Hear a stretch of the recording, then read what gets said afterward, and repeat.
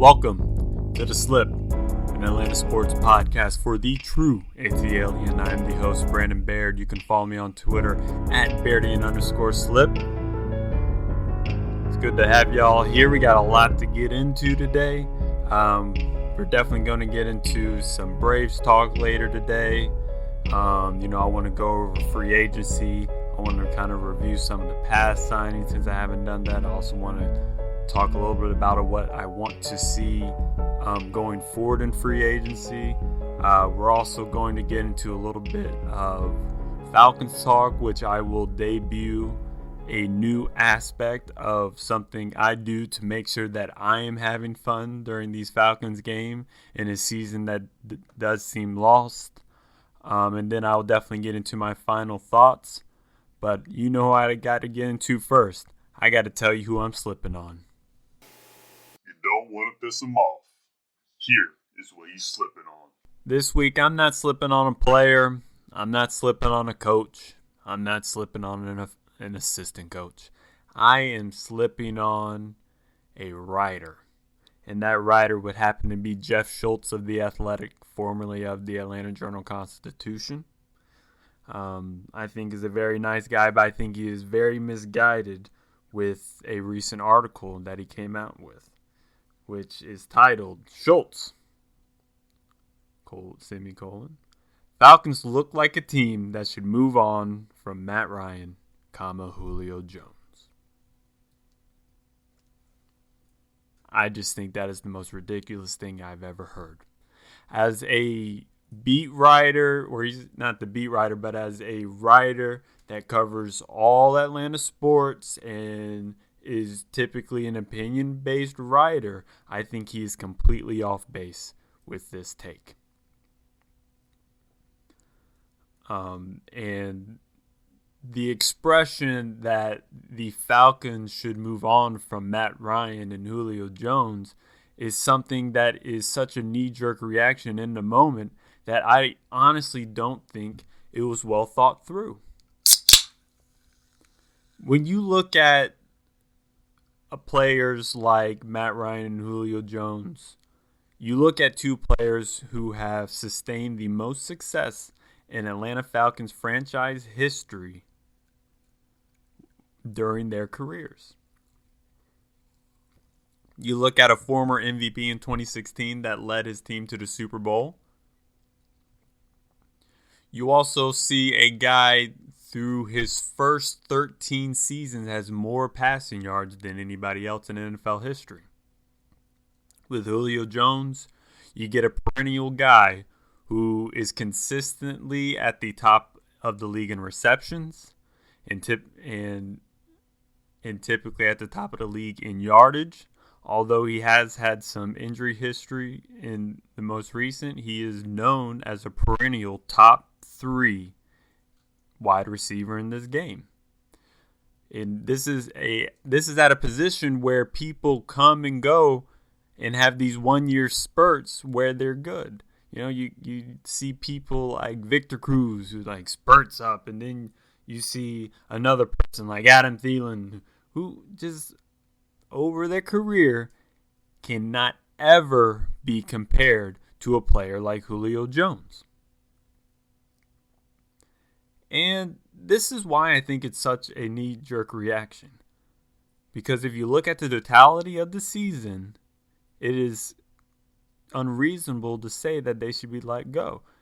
Because 3 of the losses in the games versus the Cowboys, the Bears, and the Lions, oh my, that if those historical collapses would not have happened, this article would not have been written. This article would not have even been thought of.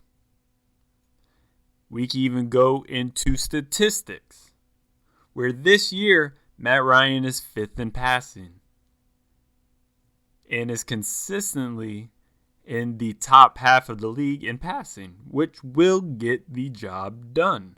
I'm not looking for Matt Ryan to be an Aaron Rodgers. I'm not looking for Matt Ryan to be a Patrick Mahomes. I'm looking for him to be a competent quarterback that can lead a team down the field. Now, he was not able to do that in this past game. He had 2 ill-advised interceptions in the fourth quarter, especially in times where they could have went down the field and had gone down the field and been in position to run out the clock and kick a field goal. But this is also a guy who has shown since his rookie year that he can win games. It is nonsense to blame him for the times where the Falcons were not winning in the playoffs, whether that was 2011 or 2010. They faced 2 really good teams during that time. One when Aaron Rodgers was starting to come up and show how good he was. And then they ended up winning the Super Bowl. And then in 2011, you saw a New York Giants team who had a phenomenal defense. Now, it's not acceptable that those things happen. But Matt Ryan has consistently shown that when he is put in a good position, that he is able to win games. And that's all you need from a quarterback. And to think that he's not going to be able to do that going forward is completely misguided. You then look at Julio Jones, who, and these are stats from Football Outsiders, is currently 10th in total value per play in wide receivers. This is after missing 2 games and being injured in multiple others. In 2019, he was 7th. In 2018, he was 6th. In 2019, he was 2nd in the NFL in yards. In 2018, he led the NFL in yards. This season, he is currently on pace that if he is able to play in these last 3 games, he is on pace to be able to eclipse the 1,000-yard mark once again. None of those stats point towards a player which a team should move on from. There would be 31 other teams who would love to have Julio Jones, even at the price that he's at right now. So let's get into the price a little bit. And why is the third reason this take is so unreasonable? Let's look at cap cost, okay? If the Falcons were to move on from Matt Ryan or Julio Jones this year, with Matt Ryan, next year he is supposed to discount $40.9 million towards the cap. If they cut him or trade him, that will be a $49.9 million cap hit, which means they would lose $9.9 million in cap space if they were to go move on from him. In Julio Jones' case, if they decide to move on from him after this season, next season his cap hit would be $23 million. The dead money, if he were to be cut, $38.5 million, which means that would be a $15.5 million deficit without having those players. Combine those 2 things, you get $25 million in money that you cannot use that is working against your cap. That's if you do both. Now, Jeff Schultz did not say that you need to move on for both next season, but he did say that you needed to move on from one at least. And in both cases, I do not see how a team can get better. Now, it's a little more reasonable in 2022, where with Matt Ryan, you can save $15.1 million, and you can save $3.7 million in cap space if you cut them. And combined, that would be $18.8 million. But you're telling me you're going to cut Julio Jones to save $3.7 million? A guy that is still shown to be at least top 10, and I still think when healthy is a top 3 receiver in this league.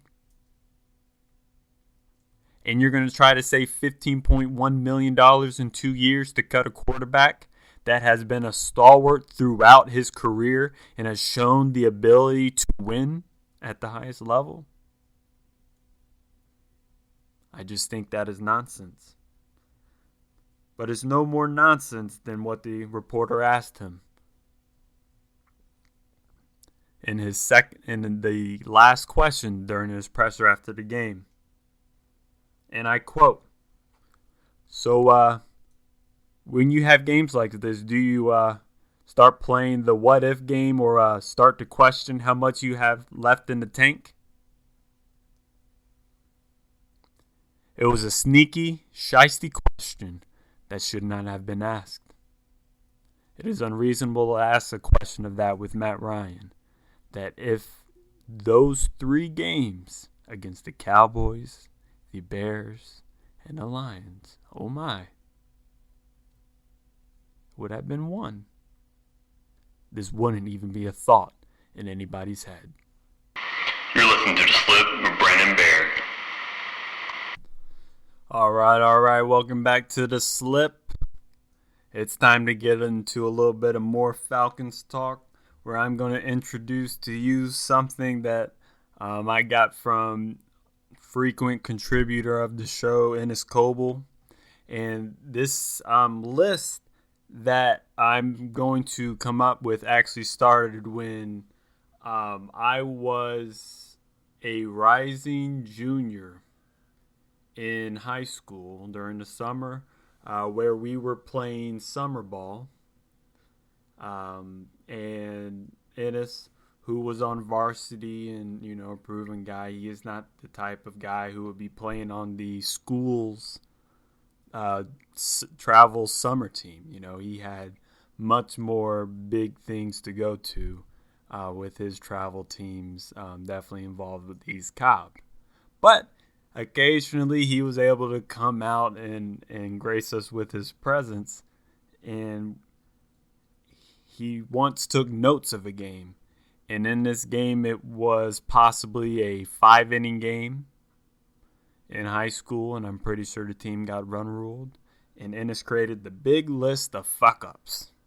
And that is what I'm going to go into today. I'm going to go into the Falcons-Chargers big list of fuck-ups. Number 1 on the list, Jacob Tuioti-Mariner dropping in coverage. If you don't know who Jacob Tuioti-Mariner is, I will also refer to him to JTM for the remainder of this podcast. He's a guy that won Defensive Player of the Week when the Falcons played the Raiders because he forced a fumble, got 2 sacks, and recovered 2 fumbles. Why is he dropping in coverage? He got beat last week. He got beat this week. Number 2 on the list. After a big play on offense in the first quarter, or maybe in just the first half, the first down play was an out to the fullback, who proceeded to drop the ball. This leads into my third fuck up of the game, where the first play of the second half was a quick out to the fullback in a flat. It lost 2 yards.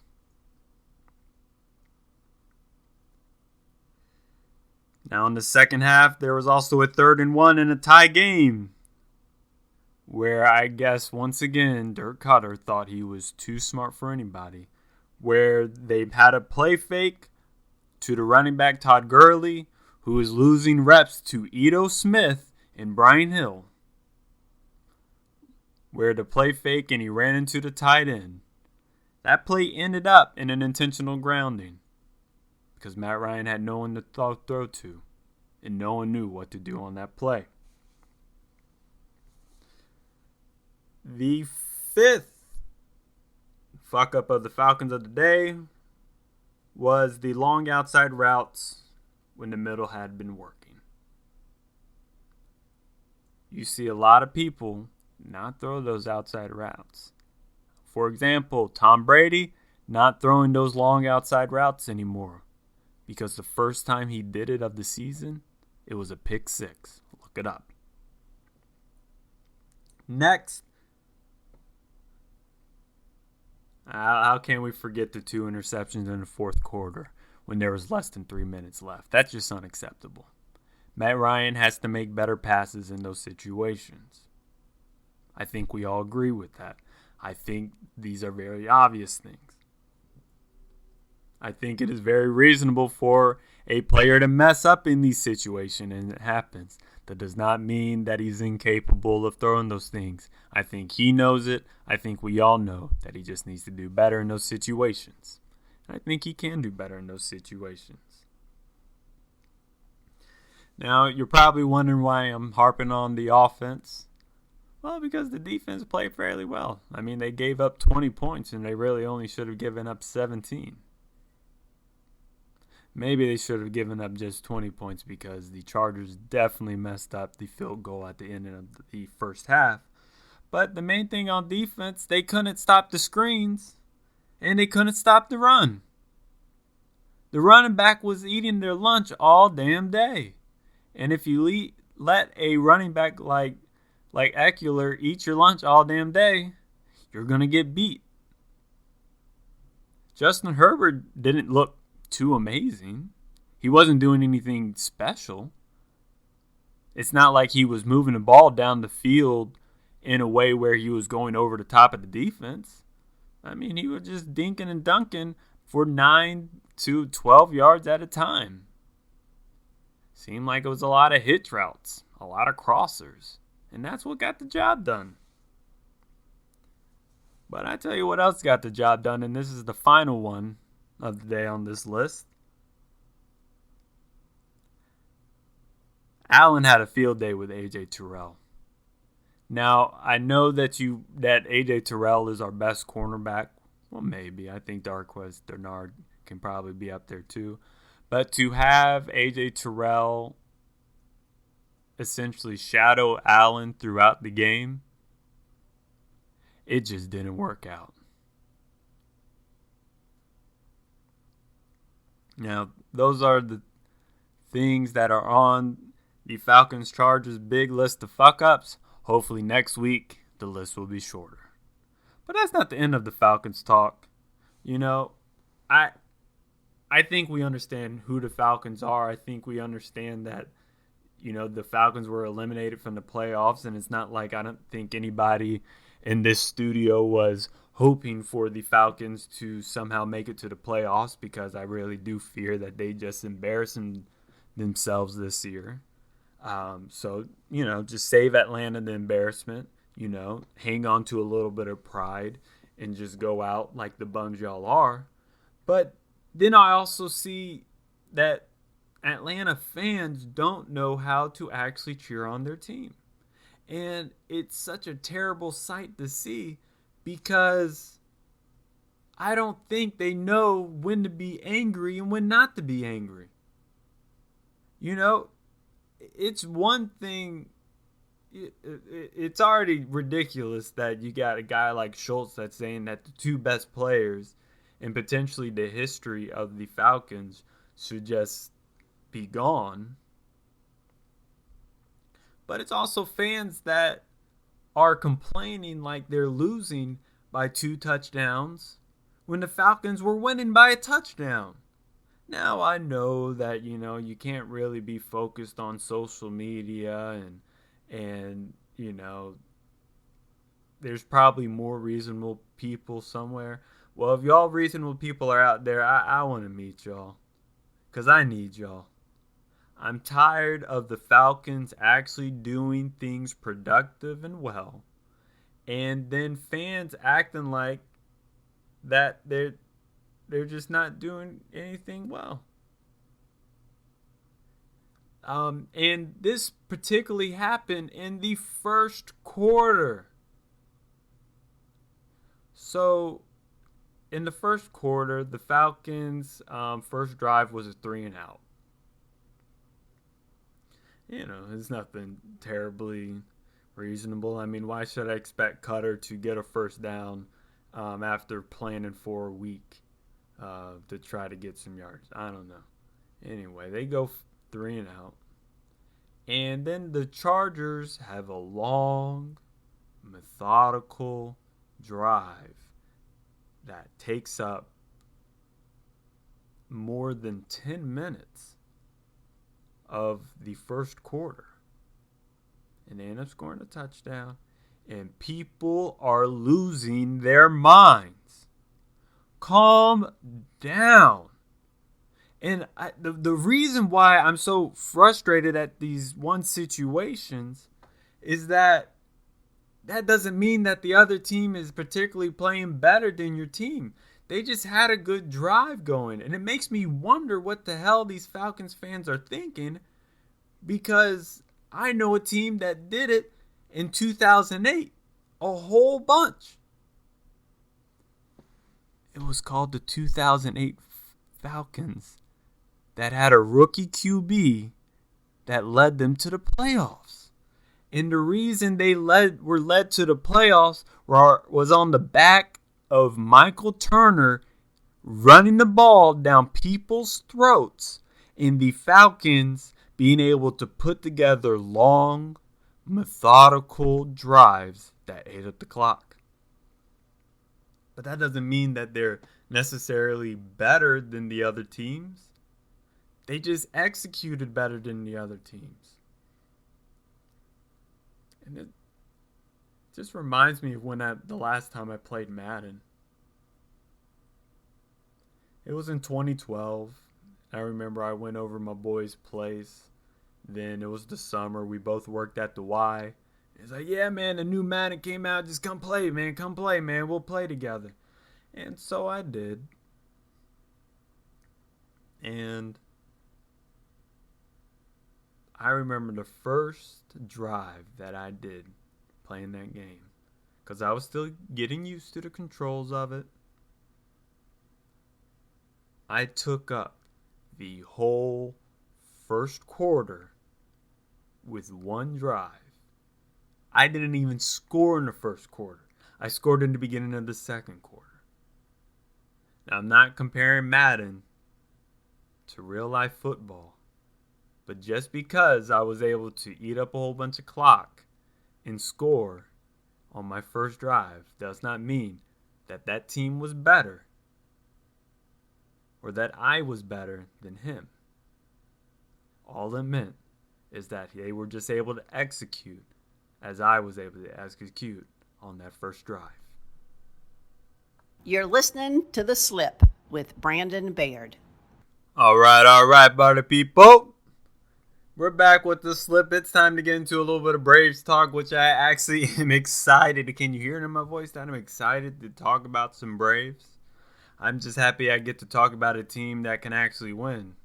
Kind of. So we're still deadlocked in free agency, and just like many other years, things are moving in extremely slow. And as you heard in my final thoughts last week, I do think that Rob Manfred needs to really restructure how free agency is done to add more excitement to the game, get people more excited. There's nothing more exciting than one player going to a new team. It's so exciting because you live off of promise and potential, and the feelings that you get is unmatched, because most of the time you're just let down. But for those brief moments, you think your team and that player that you signed is going to win the World Series and he's going to be the MVP. Now with the Braves, they actually have a player that is out there that they can sign and actually has MVP potential. And that's Marcell Ozuna. And I do understand that with things needing to take time in free agency, I definitely agree with that. I don't think Ozuna is going to hop at the first offer that the Braves offer him. I think there's going to be so many other people that are interested in him.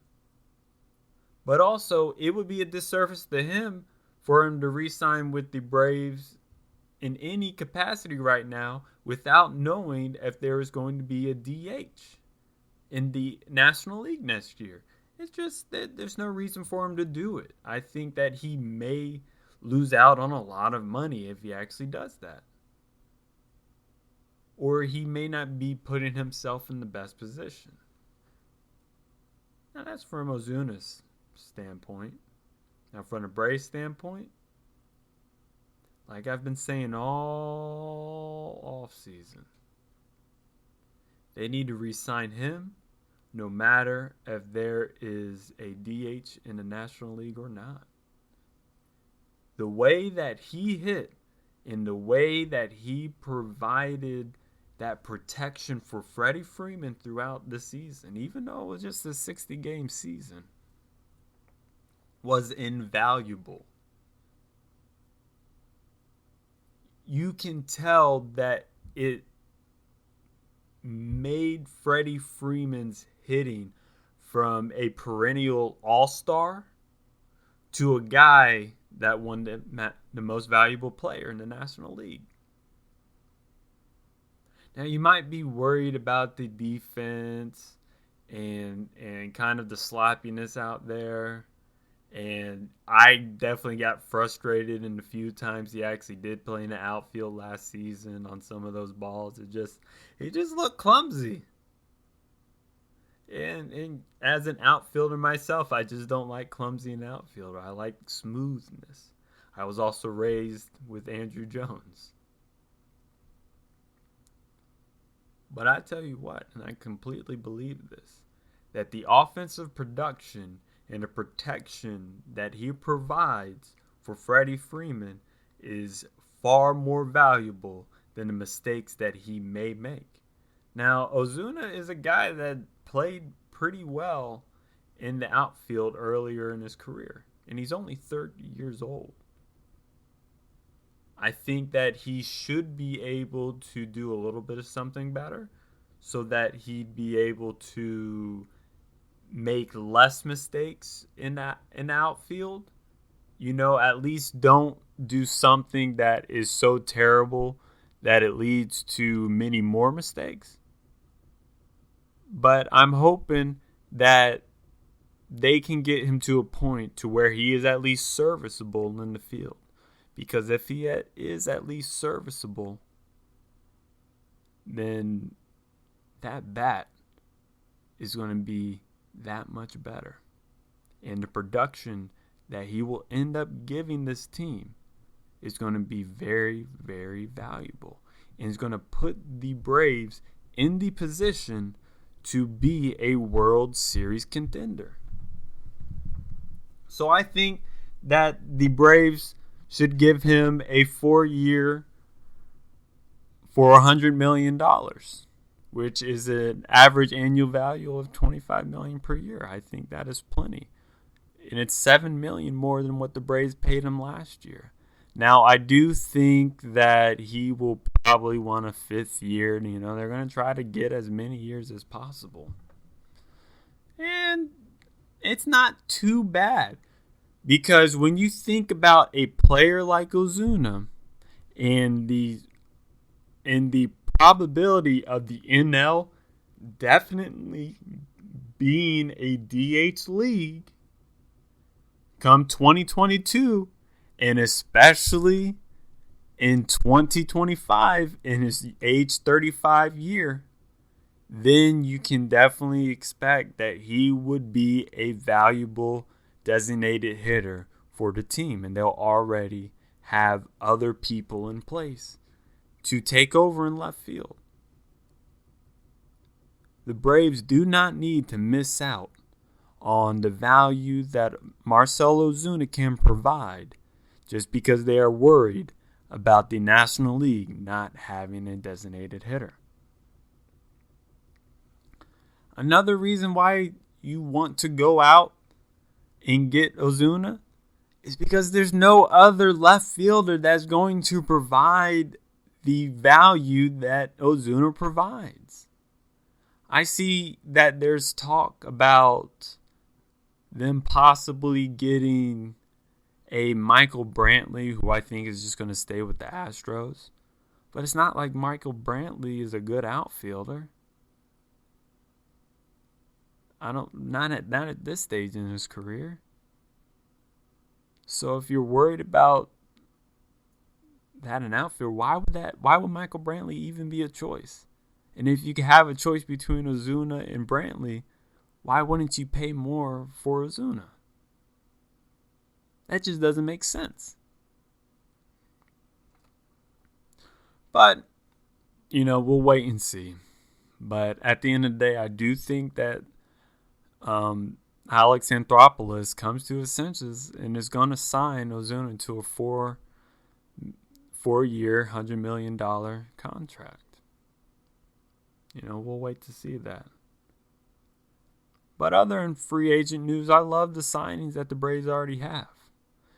They signed Charlie Morton, who's at the end of his career and coming back to the place where he was raised in Atlanta.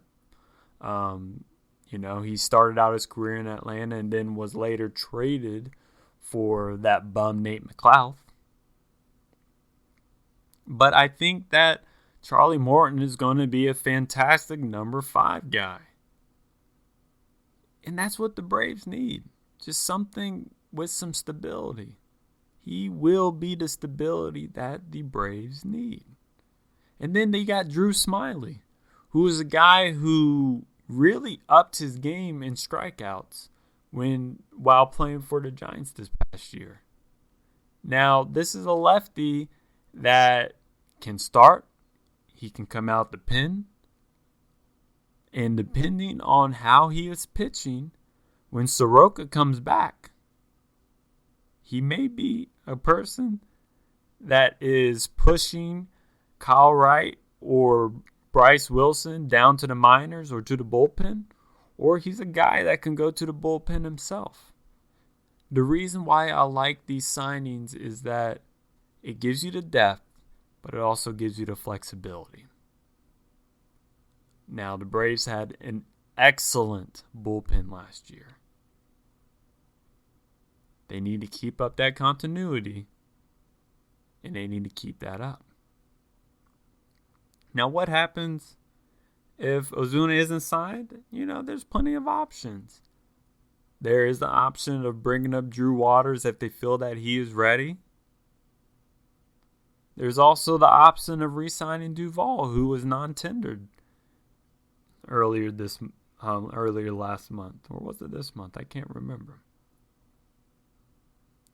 Or they can make a trade. One of the trade options that I've been seeing flowing out there is that the Braves make a trade for Chris Bryant, which would move Austin Riley to left field. I don't think that's too bad. Hell, even Chris Bryant could play left field. Left field isn't a premium position as long as that person's hitting. So there's so many options that the Braves can go. But I honestly only think that there's one option that will help the Braves be a World Series contender and get them over that hump. That is the Dodgers. This is The Slip with Brandon Baird. On Saturday, December 12th, a scary moment happened in the middle of a Division I men's college basketball game. Keontae Johnson, the SEC preseason player of the year for the University of Florida, collapsed after a timeout. He walked toward midcourt and proceeded to faint, falling head first onto the hardwood. There was no clear indication on what made Johnson faint. After being wheeled off the court, the game continued and the rival Florida State ended up winning the game 83-71, as if a son, and a teammate had not just been driven to the hospital without assurance of his well-being or prognosis of his recovery.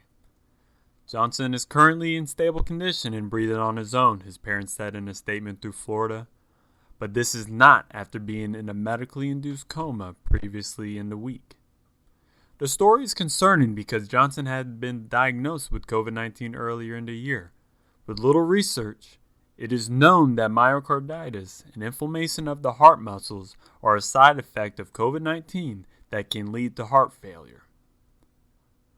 Just like Jermaine Stevens, a football player for California University in Pennsylvania who died in September after being hospitalized with COVID-19 and pneumonia, this incident was swept under the rug in the moment.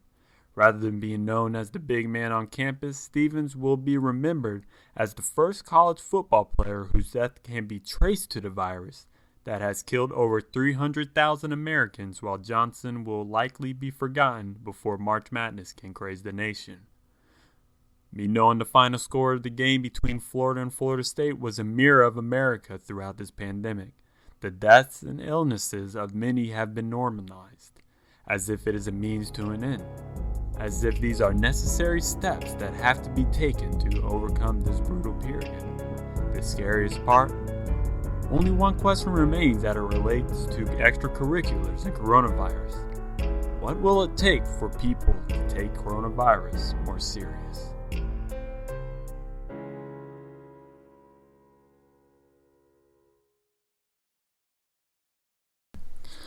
Hey everybody, it's your boy Brandon. I just wanted to give everybody who's been listening over the time period that I've been doing this podcast, thank you. It is not going unnoticed. Please keep listening. Let me know if there's anything you like, anything that you dislike, anything that you want to hear more of, anything that you agree with. If you could, just subscribe. That helps me out. If you can, rate. That helps me out. And review. That helps me out. Do all those things, and I'll forever be indebted to you. All right, I'll catch y'all next week.